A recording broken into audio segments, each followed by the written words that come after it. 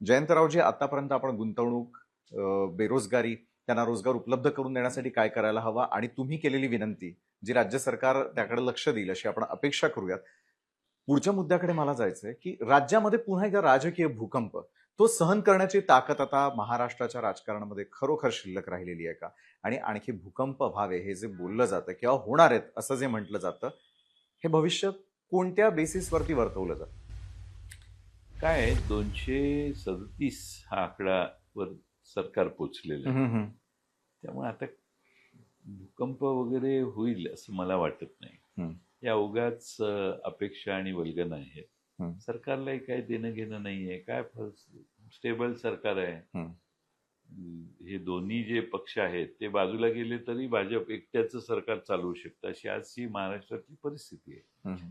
भूकंप वगैरे काय होईल असं वाटत नाही. आता पक्ष फोडण्याचे जर कोणी काही प्रयत्न करणार असेल, यापेक्षा आणखीन भूक वाढली असेल, 237, 238चे 260 वर न्यायचे असतील तर काही थोड्या बहुत गोष्टी होतील, पण त्याचा आता जनमतावर परिणाम नाही. कारण जनतेला पक्ष फुटलेलं काय वाईट वाटत नाही असं माझं मत झालेलं आहे. बरं, पक्ष फुटला याचं काही जनतेला वाटत नाही.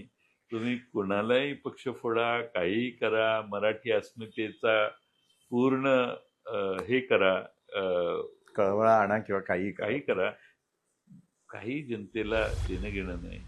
सरकारला पण कोणत्याही परिस्थितीत आपण सत्तेत बसलं पाहिजे याच्यासाठी पडेल ती किंमत देणाऱ्या राज्यकर्त्यांना प्रतिसाद जर मिळत असेल तर मग काय प्रश्नच नाही ना पुढे. बरं, जर पक्ष फोडी होणारही असेल, होणार नाही. बरं, भूकंप होणार नाही, आपण कुणालाही काही वाटणार नाही. बरं, लक्षच देणार नाहीत लोक, असं माझं मत आहे. खरोखर आहे. लोकांच्या दृष्टीने विचार केला तर खरोखर त्यांच्यासाठी अनेक गोष्टी किंवा त्यांनी जे होणार नाही असं वाटलं होतं तेही पाहून झालेलं आहे. हे नित्याचंच आहे, नित्याचं आहे असं वाटतं. खरं. लोकशाही मराठी ऐका, पहा, जागरूक रहा.